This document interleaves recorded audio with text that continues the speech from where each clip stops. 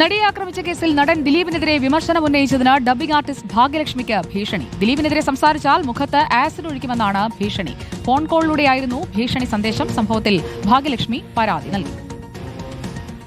ഇന്നുച്ചയ്ക്ക് 12 മണിയോടെ ഭാഗ്യലക്ഷ്മിയുടെ മൊബൈലിലേക്ക് വിളിച്ചായിരുന്നു ഭീഷണി.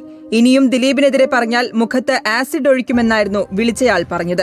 കേട്ടാൽ അറയ്ക്കുന്ന അസഭ്യം വിളിച്ചെന്നും ഭാഗ്യലക്ഷ്മി പറയുന്നു. കേട്ടാൽ അറയ്ക്കുന്ന തെറിയാണ് ഇങ്ങനെ പറഞ്ഞുകൊണ്ടിരുന്നത്. നീ ഇനിയും ദിലീപേട്ടനെതിരെ പറയോടി എന്ന് ചോദിച്ചു. ഞാൻ പറഞ്ഞു ഞാൻ പറയും.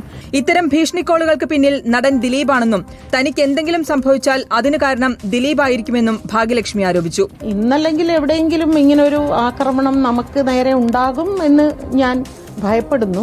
എനിക്ക് എന്തെങ്കിലും സംഭവിച്ചാൽ അതിന്റെ പൂർണ്ണ ഉത്തരവാദി ദിലീപ് തന്നെയാണ്. സിനിമാ മേഖലയിൽ നിന്ന് താനാണ് അതിജീവിതയ്ക്കൊപ്പം അടിയുറച്ചു നിന്നത്. തന്നെ ഭയപ്പെടുത്തുന്നതിലൂടെ അവൾക്കൊപ്പം നിൽക്കുന്ന എല്ലാവരെയും ഭയപ്പെടുത്താമെന്നാണ് ഇതിന് പിന്നിലുള്ളവർ കരുതുന്നതെന്നും ഭാഗ്യലക്ഷ്മി പറയുന്നു. അതേസമയം ഭീഷണി സന്ദേശത്തിൽ ഡിജിപിക്കും സൈബർ പോലീസിനും ഭാഗ്യലക്ഷ്മി പരാതി നൽകി. റിപ്പോർട്ടർ, തിരുവനന്തപുരം.